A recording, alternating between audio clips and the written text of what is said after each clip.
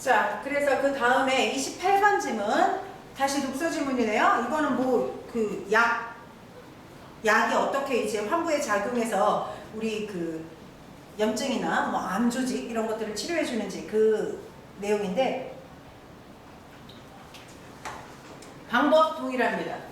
읽으면서 답의 근거를 본문에서 찾을 건데 이 세 문제를 한번 문제를 먼저 컨닝해 봤더니 첫 번째 윗글에서 알 수 없는 거 와우 이 내용일치 문제는 항상 나온다는 거 이거 홍콩 일주일치만 봐도 확인할 수가 있네. 이제 콜라 홍콩 4일차인데 벌써 매번 나오는 거 알겠죠? 그 다음 두 번째 표적 지향성 약물 전달 시스템을 비교해 봤을 때 그러면 여기 위에 어떤 약물 전달 시스템이 두 개 나오나 봐요. 걔네들을 한번 비교해 봤을 때 이 얘기니까 보면서 찾기로 하고 그 다음에 30번 기억과 니은의 단점을 비교해보자 그랬는데 기억이 뭐냐면 고분자 이용 전달 시스템, 니은 자성 약물 전달 시스템 이 두 개 나오나 보다. 그래서 이 두 전달 시스템을 한번 읽어보면 29번, 30번은 동시에 해결이 가능하겠네요. 자, 본문 읽어볼게요.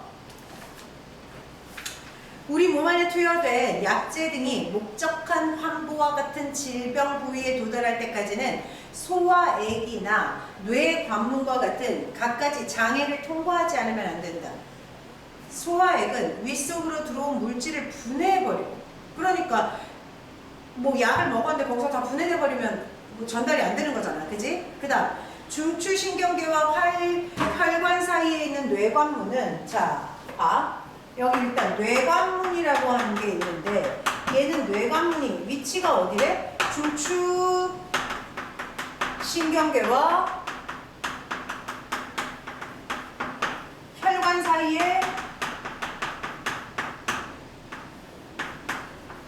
위치하고 무슨 역할인데? 외부에서 들어온 유해물질이 척수로 들어가는 것을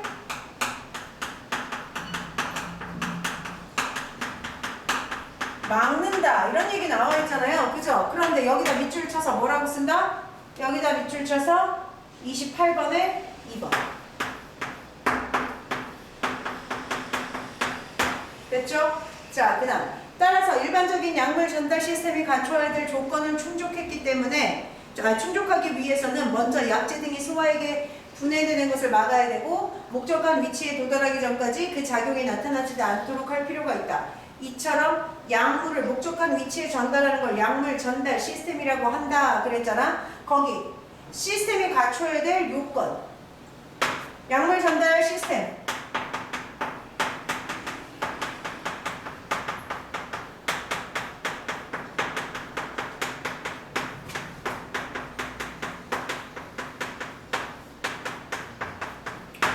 이게 어디에 나와? 지금 바로 그 28번에 2번 선택지 그 28번에 2번 답 근거 찾은 거 바로 밑에 시스템은 뭘 해야 돼? 소화액에 의해서 분해되는 거 막아야 되고 목적한 위치까지 그 약이 잘 전달되도록 해야 돼. 이게 몇 번에 있어? 28번에 5번.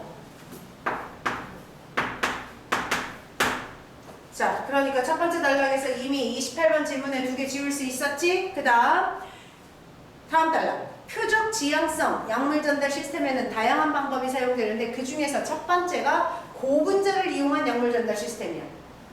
생물체의 대부분은 물로 구성되어 있고 고분자 중에는 물과 친한 것들이 있다. 이때 밑줄 쳐.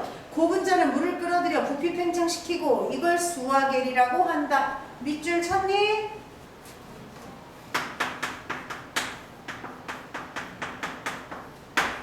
거기다 밑줄 쳐서 28번에 1번 수화겔 중에 외부 작용에 따라 살아있는 생물처럼 반응하는 수축, 팽창하는 상전이 현상을 일으키는 것들이 있다. 이러한 수화겔을 이용해서 표적 지향성 약물 전달 고분자를 제조할 수 있다. 수화겔의 상전이 현상을 일으키는 외부 자극에는 밑줄 쳐. 수화겔의 상전이 현상을 일으키는 외부 자극에는 온도와 산성도가 있다. 일반적으로 물질은 온도가 증가하면 부피가 팽창하지만 수화겔 형태의 고분자 중 몇몇은 특정 온도 이상에서 부피가 감소하는 이상한 현상을 보인다.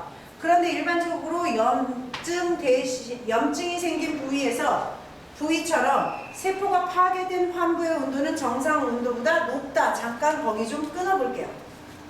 자, 일단 수화겔이 상전현상, 이상스러운 변이 현상을 보이는 형태가 있는데 그 이상한 변이를 보이는 그 이유에 뭐가 있다는 거야? 온도가 있고 산성도가 있대. 그러니까 온도의 변화에 따라서 이상현상이 나타나고 산성도가 변함에 따라 이상현상이 나타난다는 건데 그 이상현상이 나타나는데 물질이 온도가 올라가면 부피가 팽창해야 되는데 오히려 부피가 감소하는 이상현상이 나타나. 근데 그 이상현상이 어디서 나타나? 보통 염증 같은 거 아픈 데 있죠. 그런 데서 그렇게 되더라. 이걸 발견했다는 거야. 이해하시겠죠? 그러니까 수화겔이 부피가 늘어나고 줄어드는 그 온도 변화에 민감하게 반응하는 어떤 거를 보면서 여기서는 온도가 얘가 늘어나야 되는데 줄어든다. 여기가 아픈 데다 이렇게 아픈 부위를 찾는다는 얘기겠지? 자, 그래서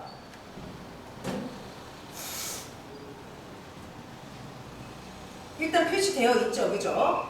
그 다음에 여기서부터 여기 그래서 부피가 감소하는 이상한 현상을 보인다. 근데 염증이 생긴 부위에서는 정상 부위보다 온도가 높다. 그러니까 염증 생긴 데서는 수화겔이 들어갔을 때 부피가 줄어드는 걸 볼 거고 아 여기가 환부구나라고 뭐 누군가는 짐작하게 된다는 얘기야. 따라서 약물을 넣는 수화겔 형태의 고분자가 몸속으로 이동하다가 암세포가 있는 환부에서 부피가 축소되면 약물을 방출한다는 것이다. 됐습니까? 자, 그 다음 그림 있고 그림 밑에 보세요. 나노 기술을 이용한 표적 지향성 약물 전달 시스템 또한 있다. 이건 자석 약물 전달 시스템은 그림과 같이 이랬어. 그래서 나노 기술을 이용한 약물 전달 시스템의 사례 28번에 3번 그거 나왔죠. 그럼 1번, 2번, 3번, 5번 다 나왔으니까 28번에 4번이 답이네. 근데 4번에서 왜 산성도에 의해서 상전이가 일어나는 원리? 아, 상전이가 일어나는 원인으로 산성도도 있고 온도도 있다고는 했어. 하지만 어떤 원리에 의해서 그렇게 되는지는 안 말해줬잖아.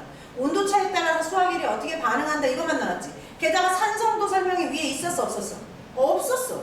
온도와 산성도가 상전이를 일으킨다라고 했는데 온도가 높거나 낮아졌을 때 어떻게 된다는 나와 있지만 산성도 때문에 어떻게 된다는 얘기는 안 나와 있잖아. 그치? 그래서 28번의 정답은 4번. 다음.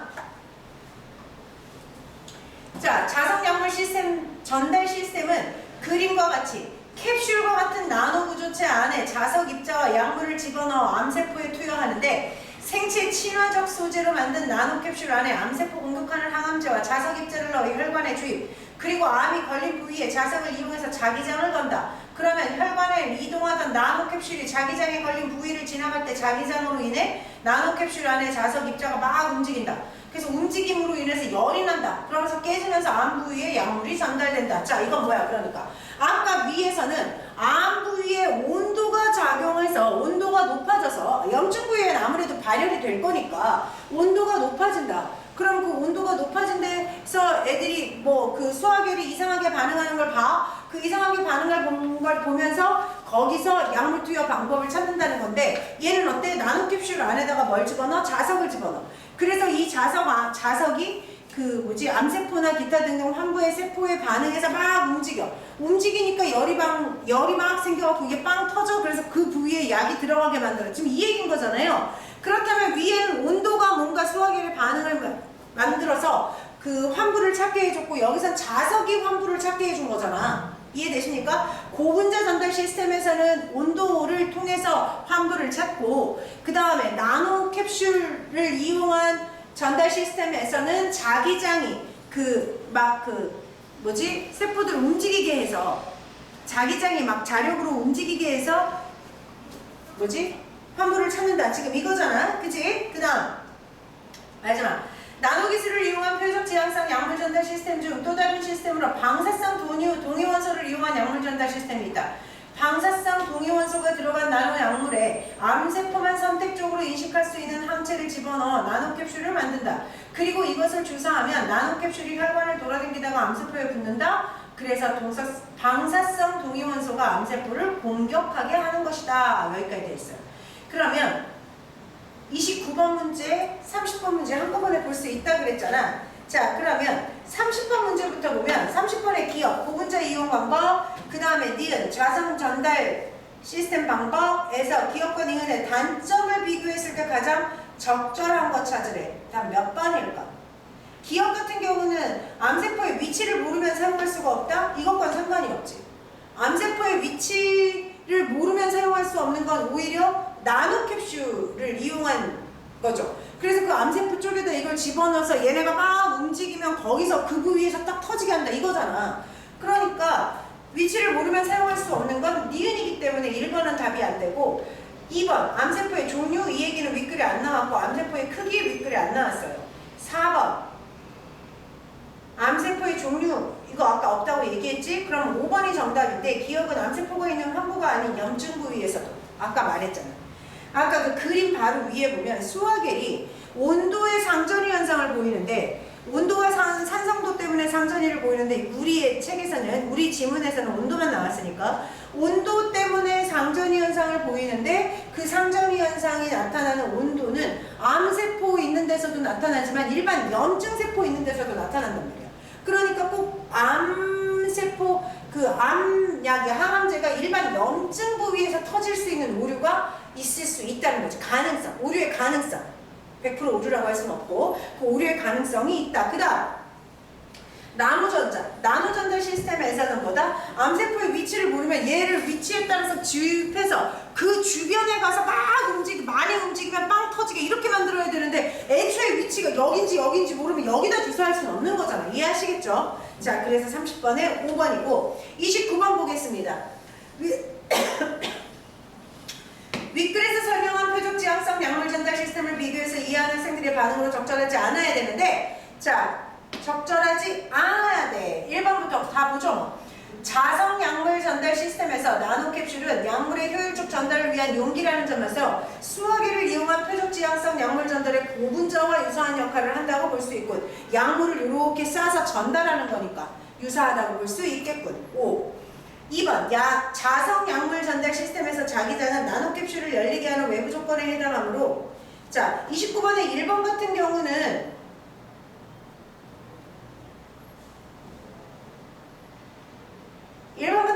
거기 나노 구조 안에 그 지문 바로 옆에 근거가 있어요. 그죠? 그리고 다시 두 번째 단락 첫 번째 줄에서도 그 수화겔에 대한 이야기 하고 있고 그지? 자 2번 29번에 2번 자성약물 전달 시스템에서 자기장은 나노캡슐을 열리게 하는 외부 조건에 해당하므로 자기장 때문에 막 이렇게 세포들 막 그 안에 있는 애들이 움직인다 그랬잖아. 그래갖고 움직이면서 열을 발생시켜서 나노캡슐을 빵 터뜨려서 환부에 약이 들어가게 한다 그 얘기였잖아. 그래서 열리게 하는 외부 조건에 해당하므로 고분자를 이용한 약물 전달 시스템에서 온도, 그렇지, 온도 때문에 상전이가 일어나면 우리가 환부를 발견할 수 있다 그랬잖아. 그러니까 유사하고 맞습니다. 3번 자성 약물 전달 시스템에서 약물은 암세포를 공격하는 역할을 하므로 방사성 동위원소를 이용한 약물 전달 시스템에서의 방사성 동위원소와 유사한 역할을 한다. 어때? 그 얘기가 그 옆에 바로 문제 옆에 봐봐. 그 문제 옆에 방사성 동위원소가 암세포를 공격한다 그랬잖아. 그러니까 윗글에서 약물과 여기서 방사성 동위원소와 같은 역할을 한다. 암세포 공격하니까 암세포 없애려고 하는 노력을 하는 거니까 오케이 맞습니다.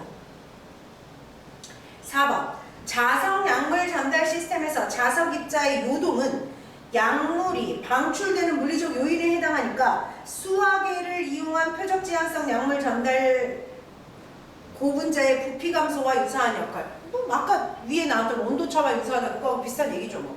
하나는 온도차 때문에 하나는 자석 때문에 근데 하나는 자석 때문에 약물이 터지고 하나는 온도차 때문에 환부를 발견하고 똑같은 얘기라고 할 수 있습니다. 5. 정답 5번인가 본데 5번 보세요. 자석 약물 전달 시스템에서 자석 입자는 암세포만 선택적으로 인식하는 역할을 한다는 점에서 방사성 동위원소를 이용한 약물 전달 시스템에서의 항체와 아니야. 암세포를 직접 공격하는 거니까 항체와 유사한 역할이 아니고 방사성 동위 원소와 똑같은 역할을 해야죠.